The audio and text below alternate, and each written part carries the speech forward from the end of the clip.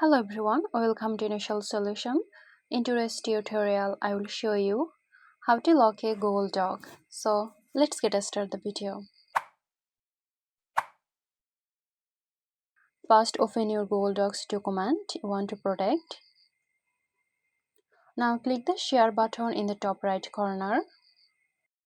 The sharing settings window will open.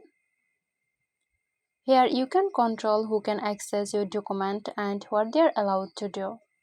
Under General Access, check the current sharing settings. If it says anyone with the link, click on the drop-down and select Restricted. Now in the sharing window, click the settings icon. Turn the access option off. You can also select who can download, copy or print your document. Once you're done, go back and then click on Done. So there you go.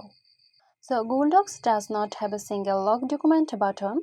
Instead, you lock a document by managing its sharing permissions.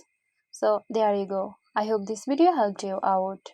Stay tuned for more helpful tutorials here at Initial Solution. This video is sponsored by Girosoft. Girosoft offers graphic design, UI UX design, digital marketing and web development. Elevate your brand with Girosoft today. For more details, check the description box.